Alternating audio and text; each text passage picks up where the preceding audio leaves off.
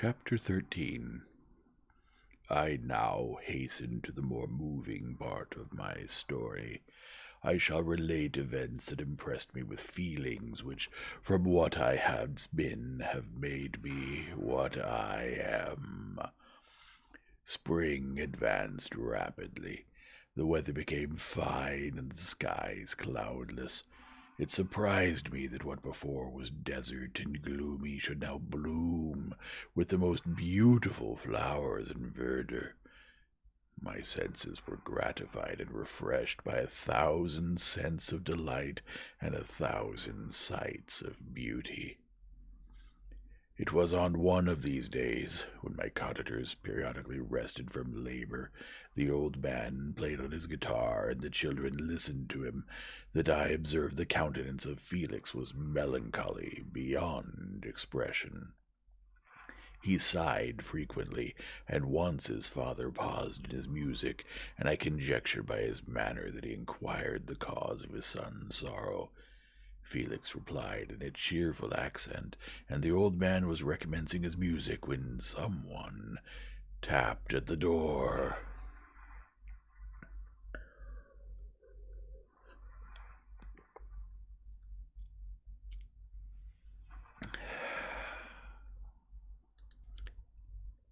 It was a lady on horseback, accompanied by a countryman as a guide.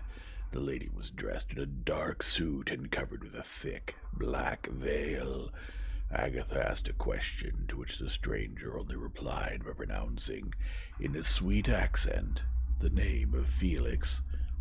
Her voice was musical, but unlike that of either of my friends.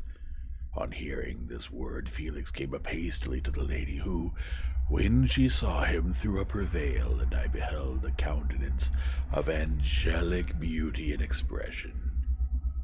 Her hair of a shining raven, black and curiously braided. Her eyes were dark but gentle, although animated. Her features of irregular proportion, and her complexion wondrously fair, each cheek tinged with a lovely pink.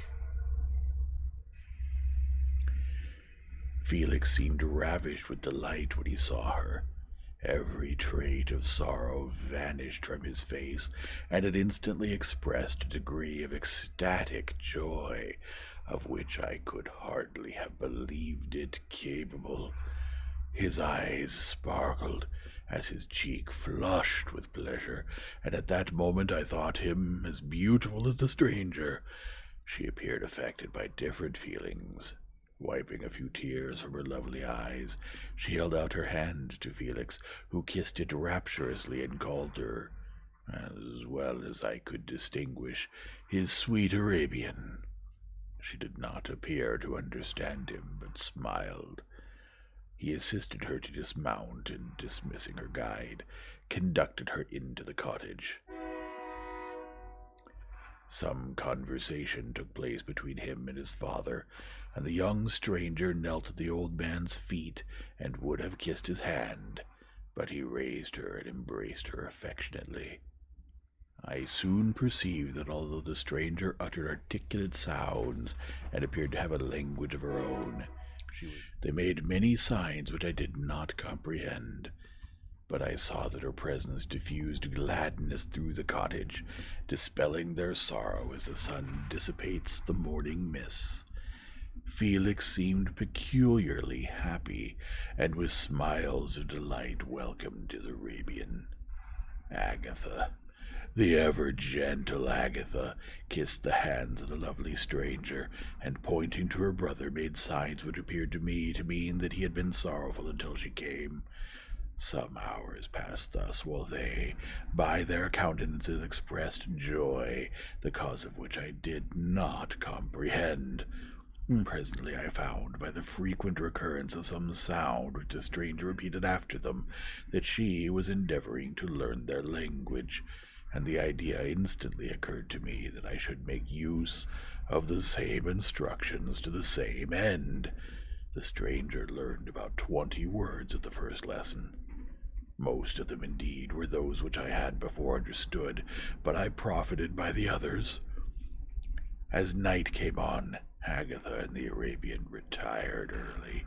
When they separated, Felix kissed the hand of the stranger and said, "Good night, sweet Safie." He sat up much longer, conversing with his father, and by the frequent repetition of her name, I conjectured that their lovely guest was the subject of their conversation. I ardently desired to understand them, and bent every faculty towards that purpose, but found it utterly impossible.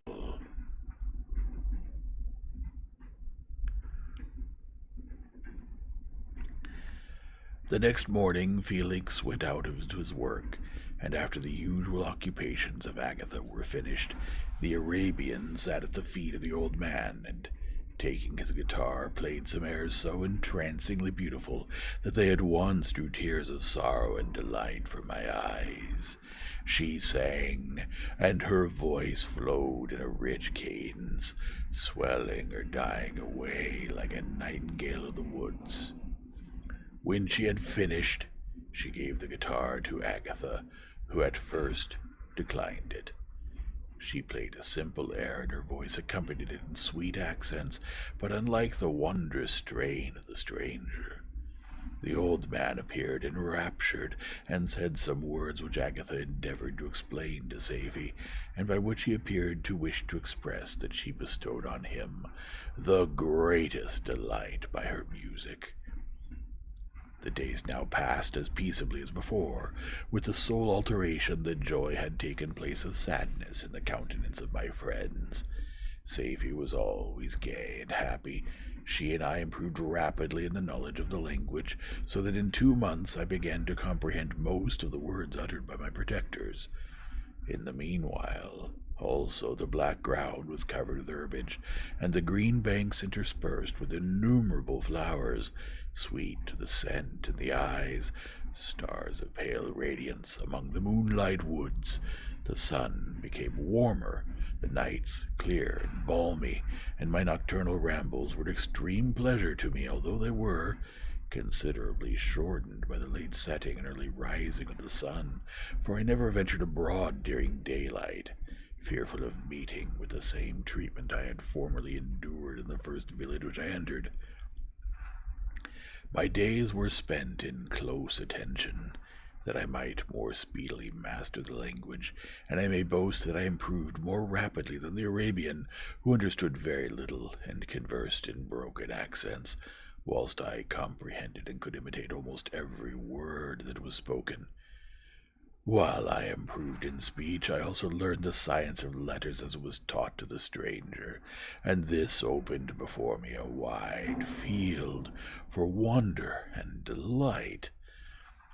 The book from which Felix instructed Safie was Volney's Ruins of Empires. I should not have understood the purport of this book had not Felix, in reading it, given very minute explanations. He had chosen this work, he said, because the declamatory style was framed in imitation of the Eastern authors.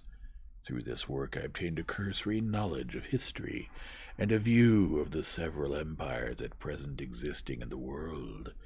It gave me an insight into the manners, governments, and religions of the different nations of the earth.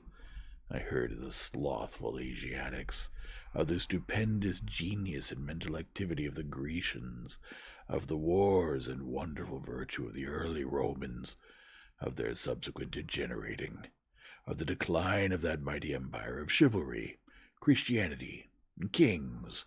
I heard of the discovery of the American hemisphere, and wept with Safie over the hapless fate of its original inhabitants. These wonderful narrations inspired me with strange feelings. Was man indeed at once so powerful, so virtuous and magnificent, yet so vicious and base? He appeared at one time a mere scion of the evil principle, and at another as all that can be conceived of noble and godlike. To be a great and virtuous man appeared the highest honor that could befall a sensitive being.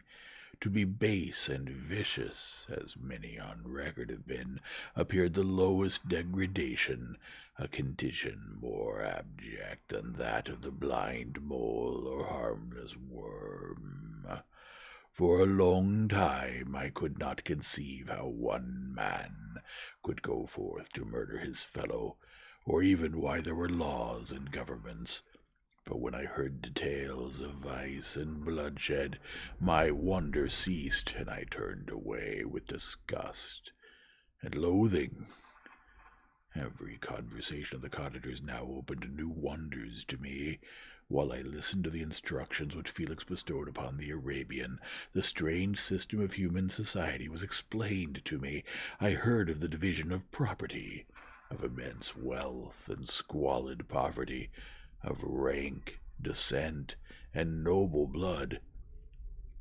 The words induced me to turn towards myself. I learned that the possessions most esteemed by your fellow creatures were high and unsullied descent united with riches. A man might be respected with only one of these advantages, but without either he was considered, except in very rare instances, as a vagabond and a slave, doomed to waste his powers for the profits of the chosen few. And what was I?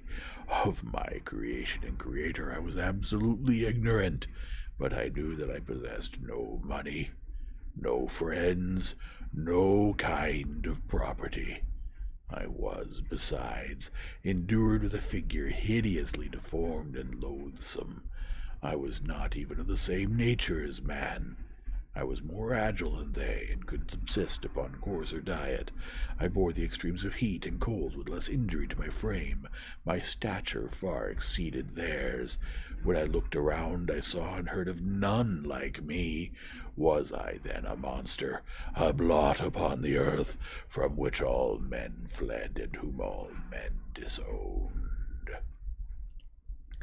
I cannot describe to you the agony that these reflections inflicted upon me.